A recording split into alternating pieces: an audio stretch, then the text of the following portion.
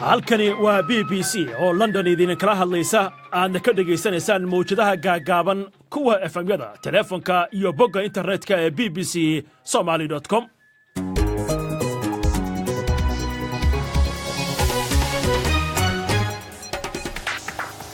habeen wanaagsan sida aad u dhantihiin akhyaarta hawada inagala xiriirta waa habeennimo jimco ah oo sabti ay soo galayso qodobada barnaamijka caawiya caalamkaan idinkugu haya waxaa ka mid ah maxaabiis muqdisho laga dejiyey warar dheeraad ah oo ka soo baxaya goob lagu muransan yahay inay tahay xero tababar iyo dugsi oo weerar dhimasho iyo dhaawac dhaliyey uu ka dhacay oo ku taala gobolka Shabeellada Dhexe.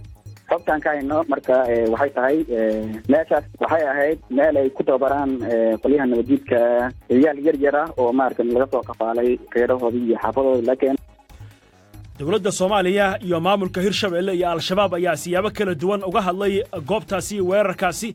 Turkigana waxa uu ciidamadiisa kala baxaya qaybo ka tirsan dalkaasi Suuriya xilli waa Ruushka weeye waxa ciidanka la baxaya xilli Turkigana uu isku diyaarinayo guluf military. We face growing threats from revisionist powers as different as China and Russia are. waa Mareykanka oo sheegaya inay Qatar ka soo food saarayso Shiinaha iyo Ruushka, Uganda oo dib loo eegayo fulinta xukunka dilka.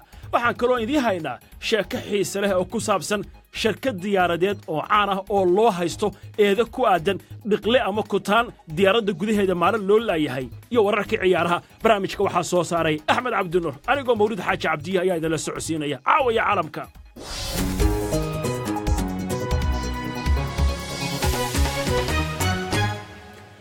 si toos ayaa Facebook sidoo kale inagula socotaan aan ku bilowno barnaamijka intaynan u guda gelin wararka oo inoo hayo aadan maxamed cabdi saalimiin. mahadsanid Mawlid Xaaji Cabdiye. xogayaha difaaca ee waddanka Mareykanka Jim Mattis ayaa waxa uu sheegay in militariga Mareykanku ay u baahan yihiin inay diiradda saaraan ka faa'iidaysiga quwadaha waaweyn sida Shiinaha iyo Ruushka intii ay xoogga saari lahaayeen la dagaalanka argagixisada. isagoo dejinaya istaraatiijiyada difaaca ee waddanka Mareykanka ayaa General Mattis waxa uu ka digay in tartanka Mareykanka ee dhinacyada kala duwan uu isagu iscunay.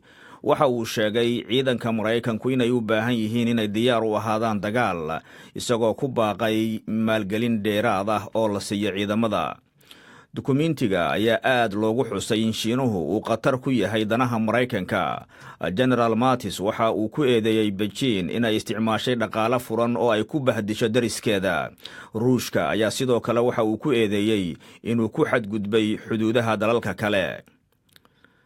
aqalka cad ee waddanka Mareykanka ayaa waxay ku eedeeyeen dimuqraadiyiinta in ay isku dayayaan in ay ku qasbaan dowladda Mareykanka inay xirto ka hor daqiiqada ugu dambaysa ee sanadku codayn lahaa miisaaniyadda haddii la meel mariyo, oo taasi ay keenayso in hay'adaha federaalku ay sii noqdaan kuwa shaqeeya muddo bil ah oo kale. miisaaniyadda hadda la isticmaalo ayaa waxa ay dhacaysaa saqda dhexe caawa, waxaana ay u muuqataa in ay sii kordhayso inaanay suurtagal ahayn in ay ka dhaadhiciyaan si ku fulan dimuqraadiyiinta in ay taageeraan miisaaniyadda si loo meel mariyo. labada dhinac ayaa waxay isku mari laayihiin arrinta dadka soo galootiga ah. isagoo ka hadlaya aqalka cad, agaasimaha arrimaha sharci dejinta Mark Short ayaa waxa uu sheegay in dimuqraadiyiin badani ay taageereen nuxurka miisaaniyadda, kuwaasi oo uu sheegay in ay haatan markaasi ay shuruud ku xirayaan siyaasaddaasi. agaasimaha xafiiska miisaaniyadda ee maamulka Trump Mike Mulvaney ayaa waxa uu ku eedeeyay dimuqraadiga kuwa aan macquul ahayn.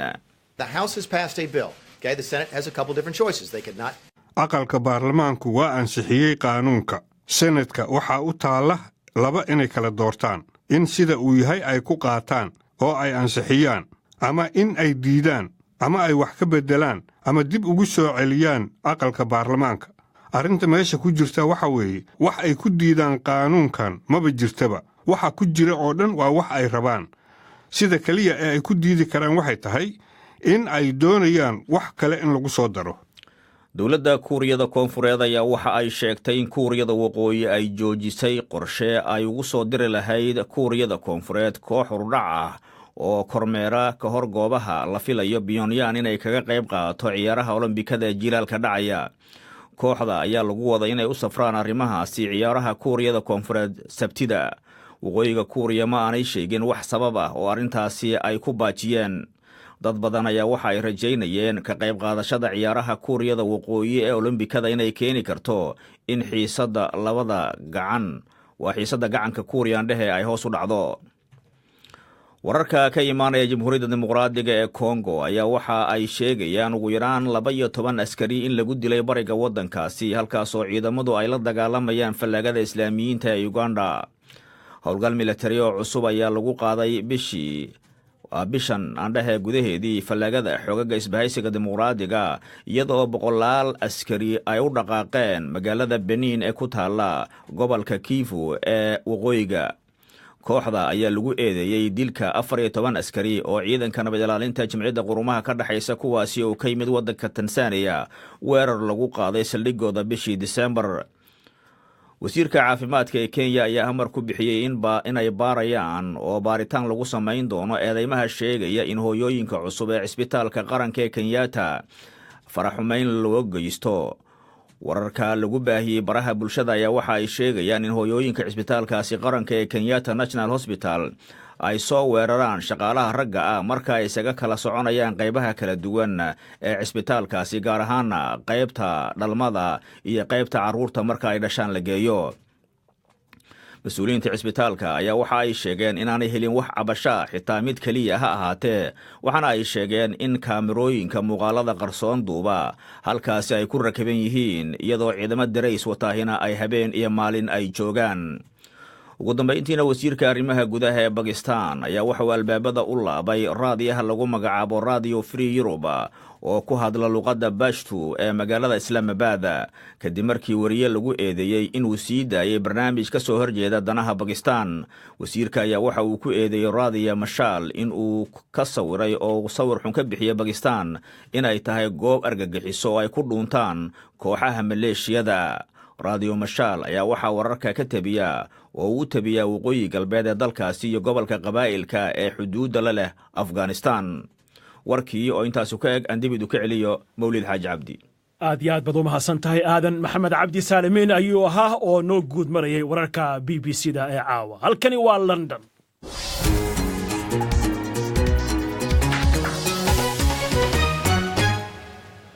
aan ku horrayne magaalada Muqdisho waxaa caawa laga dejiyey maxaabiis laga soo daayey dalkaasi Hindiya, kuwaasi oo siyaabo kala duwan ugu xirnaa waddankaasi in muddo ah.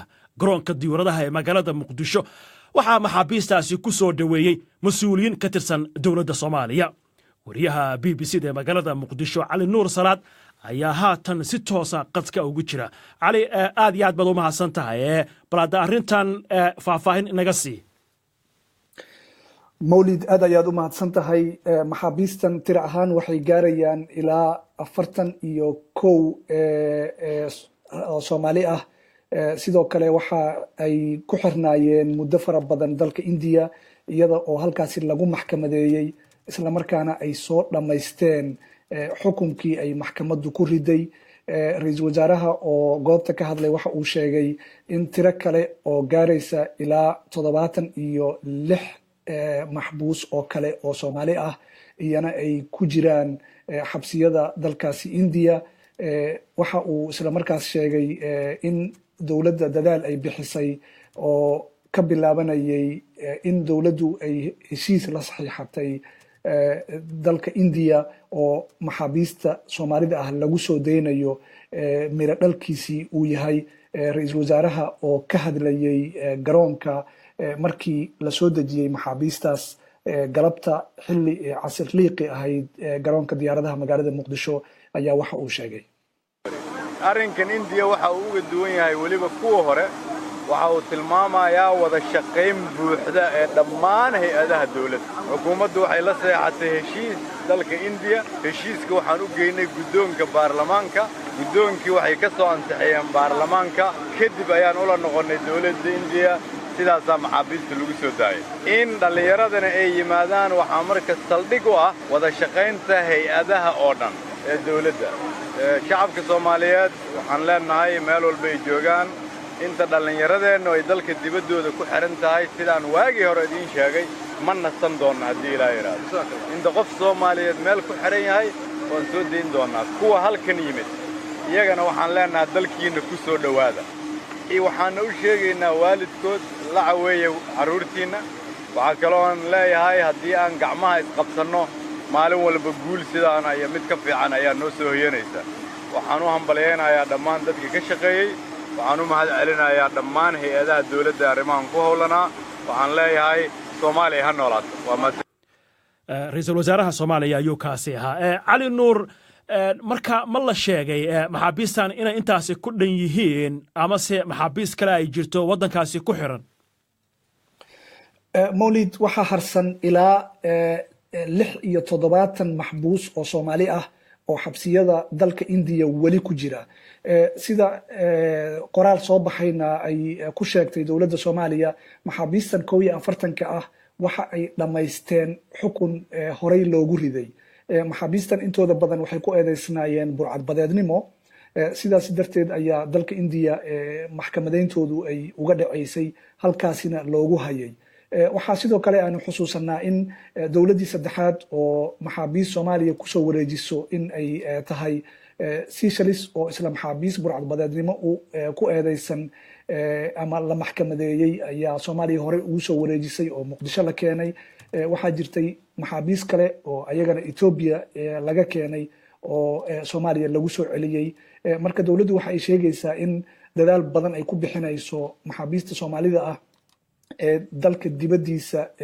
jooga waxaanu ka warqabnaa in dhibaatooyin fara badan ay kala kulmaan maxaabiista markii ay qaataan xukunka ay maxkamaduhu ku ridaan sidii ay dalkooda ugu laaban lahaayeen waxay u muuqataa fududeynta arrinkaas in uu yahay wax ugu weyn oo dadaalkan dawladdu ay samaysay miro dhalkiisa in uu yahay aad iyo aad baad u mahadsan tahay wariyaha BBC ee magaalada Muqdisho Cali Nuur Salaad ayuu kaasi ahaa oo qadka si toos ah ugu jiray haddaba qaar ka mid ah dhegeystayaasha BBC-da ayaa ra'yigooda arrintani ka soo dhiibtay waxaa ka mid ah Aamina Ifraax oo joogta Ifo waxay tiri waan soo dhaweynayaa maxaabiistaasi xorriyadooda dib loo siiyay waana arrin lagu farxo bay tiri waxaana dawladda federaalka ka rajaynayaa bay tiri inay soo dayso maxaabiista kale ee Soomaalida ee caalamka daafihiisa ku xiran Cabdulqaadir Ibraahim oo jooga Burco isna waxa uu leeyahay waxaan anigu leeyahay maxaabiista dalalka shisheeye ku xiran waa badan yihiin kuwan waa kuwii ugu badnaa sidaan qabo waxaana dareemayaa maanta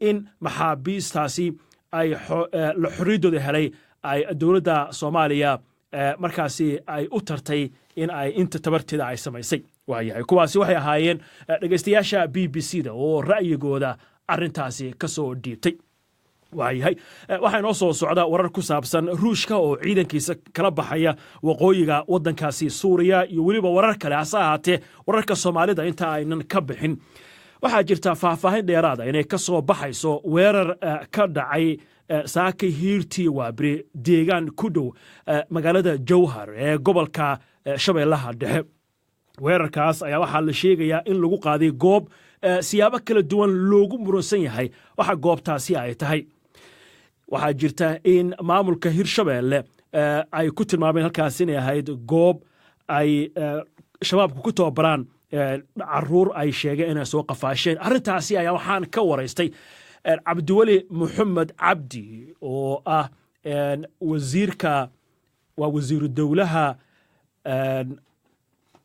wasiir ka tirsan dawladda maamulka Hirshabeelle wasiirka warfaafinta Cabdiweli Maxamed Cabdi ayaan goor dhaweeyay arrimahaasi ka waraystay waa maasan tahay mawlid adiyo wariyaasha ama shaqaalaha idaacadda BBC-ga barnaamijkaas waa sax xalay ay u dhacay 9 saac oo habeenimo xogtaan ka hayno marka waxay tahay meeshaas waxay ahayd meel ay ku tababaraan qolyaha nabadgedka ciyaal yar ah oo maarkan laga soo qafaalay reerahoodii iyo xaafadooda la keenay oo si qasab lagu soo waday waxaana meeshaas jiliyaale degmada Jowhar ilaa qiyaastii jirta 47 kilomitir ilaa iyo 50 waxaan maqalnay qasaara ayaa dhacay marka inoo sheegi kartaa waxa dhacay maxaa ka dhacay meeshaas qasaara meesha ku gaaray qoliyaha nabadgedka oo ah saraakiil sare iyo askarba waa looga laayay meeshaas goobtaas khasaarahaas ayaa ku gaaray meeshaas. Waxaa kaloo jira ciyaalkii ay soo qafaasheen oo ilaa 20 ka badanna waa askarta gacanta ku hayso soo qabatay oo meesha ka soo waday. wasiir waxaa nagu maqaalaa in meeshu ay ahayd meel madarasa ah diinta lagu barto ilmahana diinta lagu baro marka ma waxaad leedahay meeshaasi ma ahayn sidaas waxay ahayd meel kale oo adeegsanayeen sida aad leedahay dad nabadiida waa saas meesha waxaa lagu tababarayay ciidamay ku tababarayeen waxaa lagu dilay askarigii u qaabilsanaa ama sargaalka u qaabilsanaa tababarka kooxdaas iyo askar ka tiro badan oo ilaa 10 kor uga dhaafaysa. mana ahayn meeshaas meel dugsiga quraan waxay ahayd goobay tababarka u adeegsadaan oo xarun oo saasay ahayd xarun. wasiir cabdiweli yaa howlgalka fuliyey waa ciidamada kumaandooska ee Soomaaliya. waxaa nagu maqaalaa in goobta ay caruur ku dhimatay waxaad leedahay wax caruura meesha ku dhimatay ma jirto? maya walaal caruurku ma dhimanin. caruurtu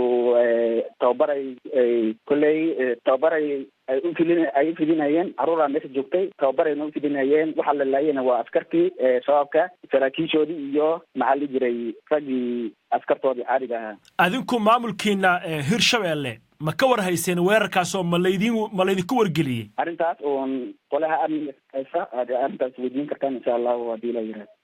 waxaan maqalnay oo kale in caruurtaasi aad sheegaysa meesha in lagu tababarayay in meeshaasi laga waday yaa hadda gacanta ku haya tiradooda imaysay ahayd maxaad warbixin ka haysaa? caruurtaas meesha laga waday ilaa 20 ay kor u dhaafayaan waa 80 ilaa 20 ay u dhahayaan marka ciidankii soo wadeena gacanta ku haya marka waxaad la xiriiri kartaan insha allahu haddii la yidhaahdo ciidamada ammaanka ama gacanta ku haya insha allah. wasiirka warfaafinta ee Soomaaliya wuxuu sheegay in halkaasi laga soo badbaadiyay 32 caruur ah isagoo sheegay in caruurtaasi ay ahaayeen caruur laga soo badbaadiyay meel iskuul ah. adiguna waxaad leedahay meeshaasi ma ahayn meel iskuula marka sidee baad iskaga warhaysaan wararkaasi khilaafsan maxay yihiin oo dawladda dhexe iyo maamulkiina ka soo baxaya?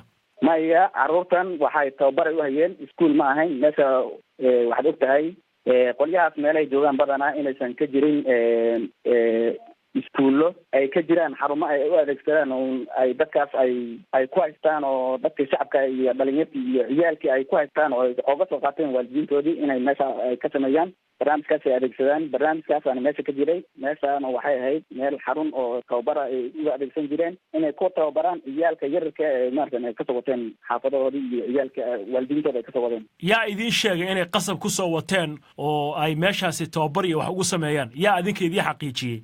maya dadkii shacabkaa sheegaya oo shacaba meesha jooga dadku waa isla xiriiraan markastaba waa iska warayaan marka ciyaalkana tababar ma geli karaan. ilmahan yarka lasoo qabsay waalidkiisa laga soo waday kasabka laga soo watay ma ahaan maaratan mid u baahan wax kale u baahan waa dadka shacabka iyo dadkii deegaanka arrintaas sheegaya xaqajinaya. cabdiweli maxamed cabdi wasiirka warfaafinta ee maamulka Hirshabeelle ayuu kaasi ahaa oo qadka telefoonka ee magaalada Jowhar iigu waramayay. waa hagaag halkaan daga dhageysanaysaan waa BBC saacadda Afrikada bari haatan waxa ay tilmaamaysaa 9:18 waxaa inoo soo socdaa sheekooyin ay ka mid tahay Ruushka oo ciidankiisa kala baxaya waqooyiga waddankaasi Suuriya iyo weliba dalkaasi Uganda oo dib looga fakirayo xukunka dilka iyo sheeko xiiso leh ku saabsan shirkad diyaaradeed oo caan ah oo loo haysto dacwado ku aadan kutaan iyo dhiqle maaran looga leeyahay gudaha diyaaraddaasi oo dadka ku safraya ay ka cabanayaan. hase ahaatee imika aynu eegno xagga iyo Maraykanka. xogayaha difaaca ee Maraykanka Jim Mattis ayaa sheegay in tartan dhexmara awoodaha waaweyn ay tahay diiradda ugu weyn ee amniga qaranka ee waddankaasi Maraykanka halkii uu ka noqon lahaa argagixisnimo. faallooyinkan ayaa yimid markii Mattis uu bilaabay istiraatiijiyadda cusub ee difaaca qaran ee waddanka Maraykanka. wariyaha BBC Steve Jackson ayaa warbixintan soo diray. Axmed Cabdinuur ayaa soo jeedinaya. Jim Mattis waxa uu ku tilmaamay Shiinaha iyo Ruushka inay yihiin quwado dib u socod ah kuwaas oo isku dayayay in ay adduunka ku riixaan xagga dawlado kalitalisnimo ku dhisan. waxa uu ka digay in tartankii Maraykanku ku jiray xagga militariga dhinac kasta laga xaalufiyey. waxaana uu sheegay in xakamaynta qarashka gaashaandhigga ee Maraykanka lagu sameeyey ay dhibaato weyn u geysatay sidii milatariga Maraykanku ay u noqon lahaayeen kuwa dagaal u diyaar ah iyadoo riixidda qarash dheeraad ah oo loo helo milatariga Maraykanka ay tahay mid si caddaan ah qayb muhiima uga ah qorshaha ciidamada Maraykanka ayaa tani waxa ay tahay markii ugu horreysay ee siyaasadaha gaashaandhigga ee maamulka madaxweyne Trump hal meel lagu soo bandhigo khataraha liiska lagu qoray waxa ay la mid yihiin kuwii dowladdii hore ay qoreen laakiin sida ay u kala horreeyaan ayaa kala duwan xogayaha gaashaandhiggu Jim Mattis waxa uu sheegay in milatariga Maraykanku ay u baahan yihiin inay diiradda saaraan sidii ay uga hormari lahaayeen quwadaha waaweyn sida Shiinaha iyo Ruushka halkii ay argagixisada uun kala dagaalami lahaayeen isagoo magaalada Washington ku soo bandhigayay qorshaha gaashaandhigga Maraykanka General Mattis waxa uu sheegay in labadaas wadanba ay khatar weyn ku yihiin ammaanka Maraykanka. We face growing threats from revisionist powers as different as China and Russia are from each other. Haddii aynu casriyeyn weyno hubka ciidamadeenna qalabka sida ma sugnaan doono ammaankeenna mustaqbalku aan caddeeyo oo aan hoosta ka xariiqo 16 sano ee la soo dhaafay cadowga ugu weyn ee waxyeeleeyey ciidamadeenna waa hoosu dhigga miisaaniyadda difaaca.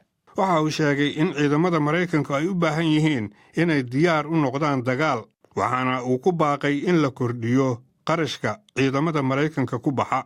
Failure to modernize our military risks leaving us with a force that could dominate the last war. Waxa inagu soo fool leh khatar ka imanaysa quwado dib u socod ah. Ruushka iyo Shiinuhu waa laba wadan oo kala duwan. Hase yeeshee waxay wadaagaan aragti taasoo ah inay sameeyaan nidaam keligii talis ah oo ay ku maamulaan dhaqaalaha, siyaasadda iyo amniga wadamada kale.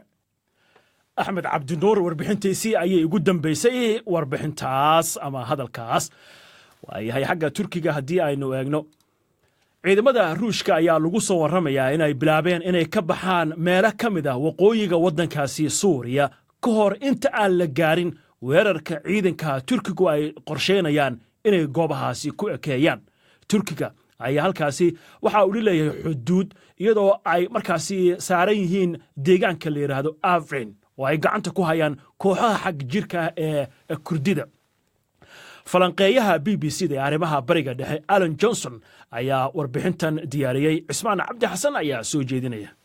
Turkiga ayaa argagixiso u arka dagaalyahanada Kurdiyiinta ee jooga dhinaca kale ee xadka.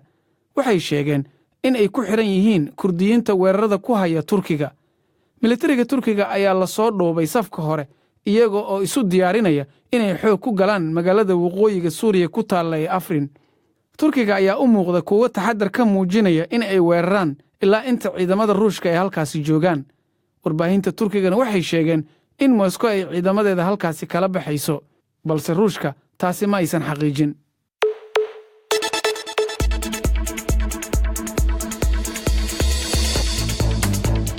Ka dhagaysa BBC Somali mobilkaaga raadiyaha iyo online-ka bbcsomali.com. barta Facebookana si toos ah ayaad inagula socotaan wararkii ciyaaraha iyo weliba sheeko xiise leh ayaa inoo soo socota. hase ahaatee imika Uganda aynu eegno. madaxweynaha waddanka Uganda Yoweri Museveni ayaa waxa uu sheegay inuu ka fakarayo in dib loo soo celiyo xukunkii dilka ah oo waddankaasi aan muddooyinkan laga hirgelin. barta Twitterka warbixin ku soo qoray ayuu arrintani ku sheegay in ay tahay mid laga fakari karo kadib markii ay kordheen dambiyada. waxaana arrintani si weyn uga soo horjeeda kooxaha u dooda xuquuqda arrimaha aadanaha. Faarax Lamaane ayaa warbixintan soo jeedinaya. ciqaabta dilka ah ayaa waxa waddanka Uganda ay ka tahay midda ugu weyn ee lagu qaado qofkii geysta dil ama lagu helo khiyaano qaran ama faraxumayn carruureed, laakiinse wax ciqaab dil ah lama fulinin tan iyo 1999. afhayeenu hadlay hay-adda adeegga xabsiyada waxa uu sheegay inay jiraan ilaa iyo 278 maxbuus oo dil sugayaal ah. qoraal uu twitterka soo dhigay madaxweyne museveni oo xukunka hayay tan iyo 1986 ayaa waxa uu ku sheegay in uu ka cagajiidayo inuu saxiixo ciqaabta dilka ah sababo la xidhiidha aaminsanaanta uu aaminsan yahay diinta masiixiga. waxaase uu intaa ku daray waa sida uu hadalka u dhigaye in naxariistaas ay keentay in dadku ay u qaataan in ay dembiye geli karaan oo ay baxsan karaan, sidaa darteedna dib ayaan u eegi doonaa ayuu yidhi. dadka reer uganda ayaa waxa ay ka cabanayaan dembiyada oo sii badanaya, gaar ahaanna magaalada kampala iyo hareeraheeda. tiro dilal isxigxigay ah oo aan weli xal laga gaarin oo ah dumar meydadkooda lagu soo tuuray waddooyinka dhinacooda koonfurta magaalada kampala ayaa waxaa aad uga hadlay warbaahinta, iyadoo sannadka cusub markii uu dhalanayay 5 qof baangado lagu dilay dhulal miyiga ku yaala.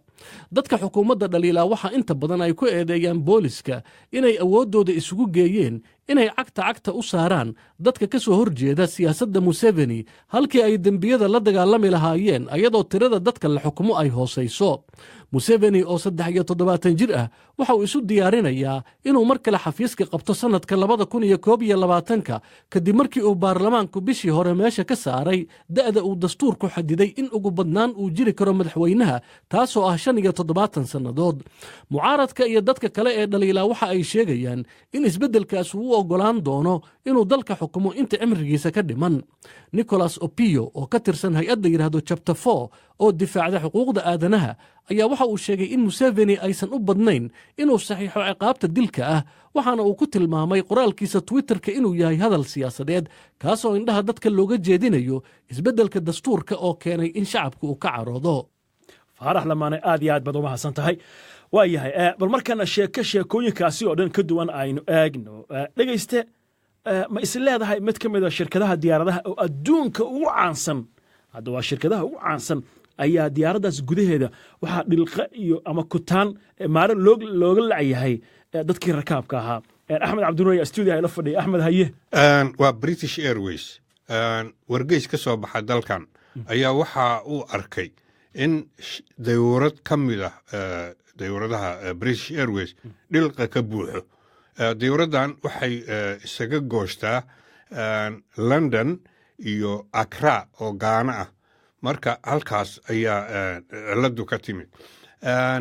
wax la filayay maahan sidaas sheegtay horta mawlidow.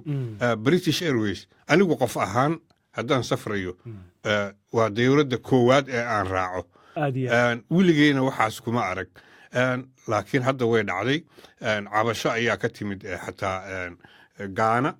maxaan ku idhahdaa ay leeyihiin maaragtay dayuurad dhilqa sida ayaa annaga naloo soo diray. oo dowladdii baa hadashay. dowladdii ka hadashay. war ilayntan marka waa arrin la yaab leh. laakiin waxaa cajiib ah wargeyskii iyo markii la helay warbixintaana soo baxday mas-uuliyiintii sharikaddu way aqbaleen. waxayna sheegeen in ay khubaro u saarayaan dayuuraddaas intay galaan baaritaan ku sameeya sababtii dhiqlaha oo halkaas ugu dhashay. waxay ila tahay waddamada qaarkood siiba adduunka saddexaad haddii aad soo qortid shirkadda dayuuradaheena dhilqaa ku jira weriyahaas waaba la xiri lahaa. laakiin hadda reer galbeedku waxay ku wanaagsan yihiin wixii la qoro ama la baahiyo baaritaana lagu sameeyaa, waxna waa lagu saxaa maaragtay. laakiin qofkii hadalka uu ka yimid lama weeraro markiiba. marka aniga kolley aad ayaan ula yaabay. waa arrin la yaab leh. dhegeystayaal badan xataa facebooka ku jira aad arrintii uga falcelinayo. waxay leeyihiin markaa qaarkood tii horeba tanaa ka daranba waxyaabihii la sheegi jiray. laakiin waa hal dayuurad ogow, ma ahan shirkadoo dhan ma aha. waa diyaaraddaas tagta diyaaraddaas keliya gaana tagta. marka meel unbaa la saari doonaa. ama London oo ka raacay baa la odhan doonaa, ama dhiqlahaasu reer Gaano ayuu noqon doonaa. waa yahay wararka ciyaaraha axmedow haddii aynu dib u eegno ninka la yidhaahdo Pele oo la yaqaanay oo Brazil caanka kubadda caankana ku ahaa kubadda oo kunka gol ka badan dhaliyay baa laleeyahay isbitaal buu galay. ninkaas horta waa da' weeye hadda. xanuunna wuu leeyahay oo maaragtay xanuun gargariir ah ayuu leeyahay. marka xanuunkiisa iyo maaragtay da'diisa iyo marka la eego la yaab ma laha inuu isbitaal galo. laakiin hadda lama dhihin waa nafka dhowr sidaas ayaa inuu hadda korna way dhacday inuu soo bogsado ayaa la rajeynaya weli waxaa taagan ciyaaryahan kale Alexis Sanchez ciddii gadan lahayd oo Manchester United iyo Arsenal weli heshiiskii ma gaarin barnaamijkii Axmed Cabdinuur dibrada waa naga intaa waxaase noo ballama berri 7 subaxnimo ka horeysa waxaan idinku dhaafaynaa sidaas iyo ismaqal dambe oo xiiso leh nabadgelyo